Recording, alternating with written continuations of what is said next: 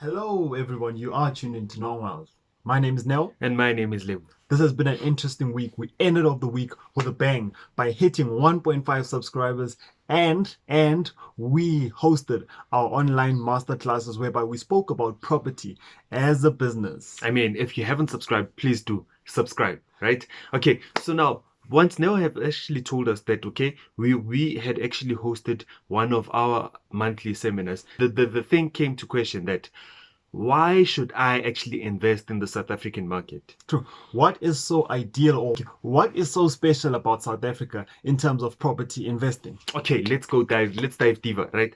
Let's dive deeper. So now my first point is that the climate in South Africa is pretty awesome, right? So now we do not have actually natural disasters whereby you find that you actually invested in a property, say for instance, somewhere else, right? And then a natural disaster actually does come and then wipes your whole house away, right? Or leaves your house in a big damage. So now in South Africa, that rarely happens. It doesn't happen that we do have like major natural disasters. True.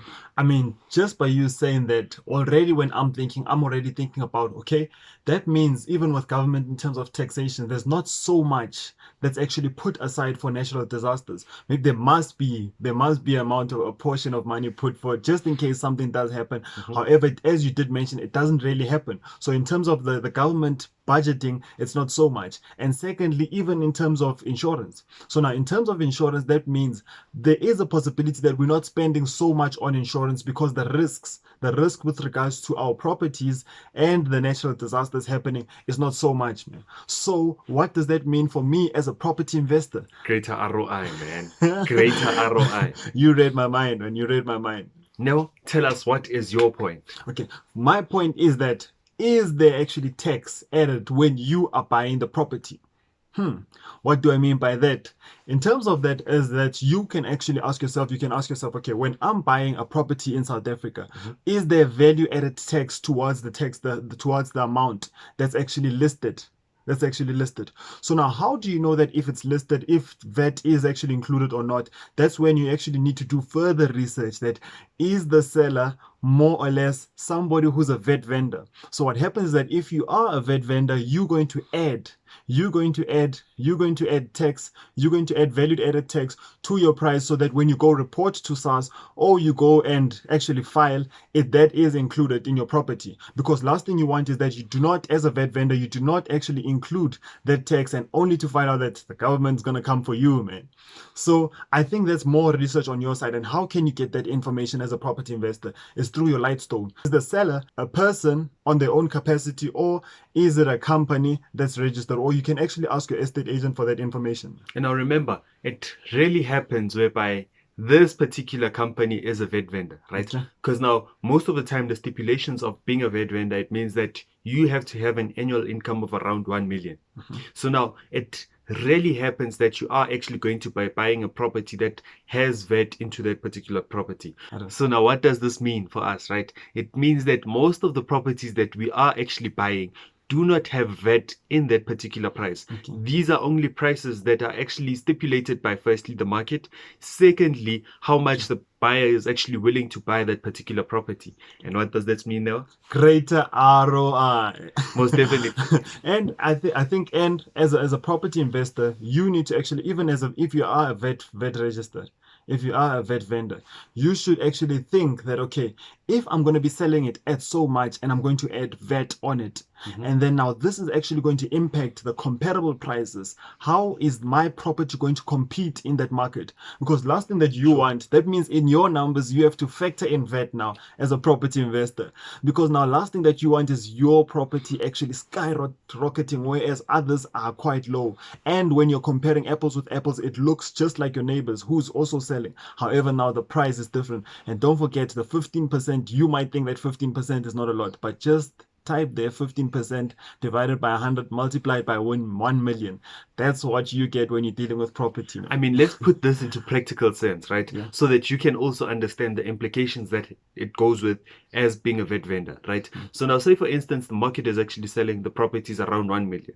Right, and you are actually going into that property market, but now you are actually adding 15% on that particular 1 million. Sure. right? So now if you are selling your house at 1 million and then you need to actually add another 15% onto that 1 million, Sure. you'll end up selling that particular property at 1.15, Sure. right? So now that's 1,150,000. Sure. So now what does that mean? It means that your property is actually going to be more expensive with that 150,000 rands that you have to actually add into this particular property. And I mean, in this case, you can be the vet vendor and I can be the one who's selling it without vet. If I'm selling it at 1 million and both our properties are identical, we already know which one is going to go faster, man. Most definitely. Most definitely. So now, going on to point number 3 that we're going to talk about is that the rental in South Africa, it's more of a free market. Sure. So now what do I mean as a free market? So if I am a property owner, right, and then Neo is my tenant. Neo's my tenant. So now, Neo being my tenant, we need to actually come to an agreement between myself and Neo. Yeah. If we both do agree that, okay, we are actually going to be renting out this particular place. He's going to pay me 5,500 on a monthly base, right? Yeah. That is the particular amount that he needs to pay. So now once he feels that he's dissatisfied with this particular property, he is able to actually move out and find someone who's actually willing to get this particular property, but now at a lower price. But now remember, as a property owner, if you are actually going to be renting out this particular property, number one question to ask yourself is that, would you be willing to live in that property and spend that particular amount, right? Because now the tenant can also go and lodge a complaint, right? Because that you are actually overpricing this particular property and actually having bad standards. So now Neo can report me.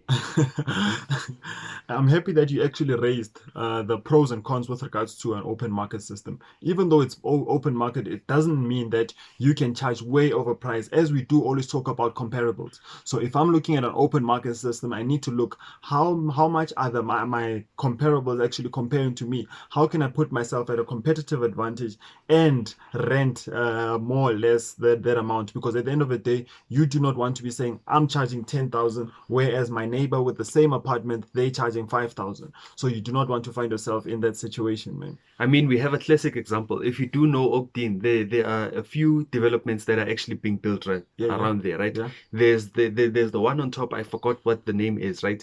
The apartments on the top, right? Yeah. They are charging at around 9,000. But now when you just go down the street, it's the same block of apartments, but now they are actually cheaper than the ones on top. True. So now that's a free market. So now if you are willing to take out that money, you can go to the more expensive side. But Sure. now if you are actually trying to limit how much you are actually going to spend, you would go just down the street. And as a property investor, that gives you that freedom that there's no government regulations that actually tell you that you should be charging so much. So it's more of a free market at that point at that state. However, at the same time, you as a property investor need to do your part in terms of making sure that that place is a good place whereby you can live in, or you can actually send your parents to that place and live in. I mean, guys, just to add in something before you go on to the next point, right? Please don't be arrogant and say that I am a property investor and I own this property and I'm going to actually charge 10,000 in comparison to the next door, which is charging around 5,000. Because now I guarantee you, no one is actually going to come to that particular property if there's nothing different between that property, the next door property, and your property. So now in a free market, well, the thing is, you are actually going to be charging people based on the comparables that are around there. So now it can be slightly higher, it can be slightly lower. Right? So now you are actually going to be determining that how much are you actually going to be charging these particular people that are coming into your house. Last but not least, it's supply and demand in South Africa. So what do I mean in terms of supply and demand, and how does property investing actually get into this mix? Man, you're taking me back to my economics class, man. You're taking me back to my economics class, okay? So supply and demand, when we're looking at the laws of supply and demand, we're looking at the need versus what is out there. So now we know that the populations within South Africa, the population number is actually increasing. So what does that mean is that there needs to be more houses. Now, I want to put this on record right now. I'm quite proud to say this, that there's not been an app at this point in time that has replaced property. I do not want to Do you say think we'll have an app? I do not want to say that, because I mean, I'm sure if I asked my granddad about 10 years ago that, do you think that we'll be looking at you on a video in terms of video call, he'd be like, impossible. So you'll never know, man. So you'll never know. I mean, man. We'll never know when I Lego's don't going out of business, man. So in terms of that, we need to actually position ourselves that if we know that the populations are increasing, if we know that actually South Africa is a great place in terms of tourist attraction, if we do know that even in terms of migration, that people are coming here for work, that means you can position yourself as a property investor. So now, how do you position yourself as a property investor? You need to study that market. If you're looking at place A, I mean, let me give you a practical example of new development. We've seen new developments around Xavier's Johannesburg South, like it boomed. We've seen new developments around Mall of Africa. We've seen new developments around Mall of the South. New development coming through, and then people just all of a sudden being there. You ask yourself, where do these people come from? So there is a demand. So now the strategy is that you need to position yourself as a property investor that, you know what, when they come through, I will be there. And the nice thing about it is that, okay, I don't know if it's nice or not. The thing is, credit is one of the red tapes that actually restrict people from actually buying their own properties. So now you know that there is a demand, especially for rental. But now I'm not saying that everywhere rental will work out. So you as a property investor, you need to do your due diligence in terms of looking at the area, looking at the demand. Is there demand for rental, or is there more demand for buying the houses? So if you know that there's more demand for rental, that's when you position your strategy to that. If you know that there's more demand for buying the houses, purchasing the house, that's when you position yourself with that strategy.